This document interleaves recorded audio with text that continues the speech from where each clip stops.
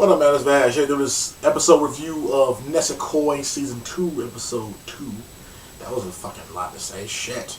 This was my favorite episode by far because I'm a huge fan of Tsugumi. I'm a huge fan of her, so seeing her get a fucking episode, I was just like, yeah, man. That's my favorite character. Out of all the chicks that are interested in Raku, I like her the most. I know that couple is probably not the top one out of all the chicks who are in this show, but I like her. I like Tsugumi. I'm a fan of her character just because she's interesting, she's quirky, she's weird. I like her. She's a funny character to me. But this episode was pretty much the Tsugumi episode in which she has a rival, Paula McCoy, who was known as the White Fang. Yeah, they're rivals in a sense. And it pretty much boiled down to Paula wanted to be acknowledged by Tsugumi. Pretty much. That was it. That's pretty much what this episode boiled down to. But it boiled down to they were going to have like a final contest in the form of someone had to steal a kiss from Raku. That was it. That was it. You got to steal a kiss from him.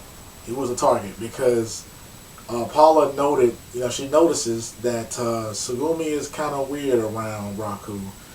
I think at first she thought it was just guys in general, but in the end you kind of see that she kind of figures out that it's just him specifically. She's not weird around all guys, it's just him specifically. So, but yeah, she does that just to initiate a loss, you know what I'm saying, on Tsugumi's part. She was just kind of like, hey, I win this shit, and Tsugumi has to come back to America with me. And Tsugumi was just, she didn't like that shit. She was just kind of like, nah, I don't want to leave the young mistress, and I don't want to have to go back to America because I won't be by the young mistress's side. But the rules of the Beehive gang states that she can't fucking turn down a challenge that she already accepted. So, it was dope. But that scene, though, with fucking Tsugumi fucking powers up or whatever the fuck it is, where she just releases her inner demon, I was like, holy shit, son. That shit was scary as fuck, son. I was just like, oh, hell no. When I saw that shit, I was like, yeah, I see why that motherfucker's scared, because I would be scared too. That was fucking ridiculous. That shit was scary as shit, son. I wouldn't want to fuck with that shit at all, son. I was just like, nah.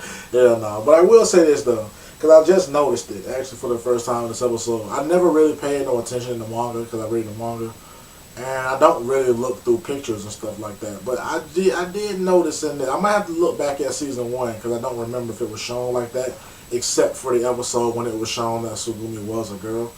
Tsugumi is kind of busty. She kind of has a chest on her, which I didn't notice.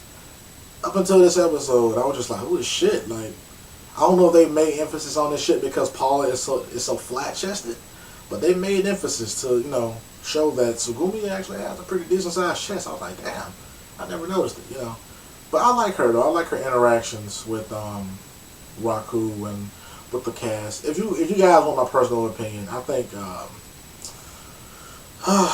the way that the manga and the show is panning out, the way that it's happening, it seems like Raku is having some sort of inner dilemma or drama with coming to terms with how he's starting to feel for Chitoge, because the feelings that he's starting to have for Chitoge are starting to become more than just, oh, she's my fake girlfriend. He tries to play it off as, oh no, she's just like my best friend, but that's not the case either. He has some growing feelings towards her. It's almost like with Rito and To Love Ru. In To Love Ru, Yuki already has feelings for Haruna. You know what I mean? It's already there, but he's slowly starting to fall in love with Lala. And it's just like that with Raku. Raku already had the feelings for Onodera. But you can tell that something is creeping up with Chitoge as well. I don't know if he's feeling anything for Monica at this point. I don't know. I'm going to say no at this point. Because I don't really think... I'm trying to think, have I watched a harem series where the protagonist had deeper feelings for just more than the two girls? I can't really think. I mean... I would say High School D&D, but for the most part, it's just Rias, right? He lusts after all the other ones, but it's just Rias. I don't know. That's a good question. I'm trying to think, have I seen a series where the male protagonist had feelings for just more than the two main ones. Because in Tenchi Muyo, for the most part, it's just Ryoko, Ayeka. It's always how it was. It's just that simple. Ryoko, Ayeka. So, yeah, I don't know. I'm trying to think. Anyway, but yeah, I can tell that Raku is having this sort of dilemma. You can kind of see it in the manga or whatever. So, I'm kind of sad that Tsugumi seems like she doesn't have a chance, because I feel like that will solve the problem in a way, right? Because they supposed to be dating up until this point, so that a war doesn't start between the two families. But if he dates Tsugumi, who is also a part of the family, then she's a part of the Beehive gang, so there wouldn't be a war because he's dating a person who's in the gang, and they wouldn't do that, right? I don't know. I could be wrong.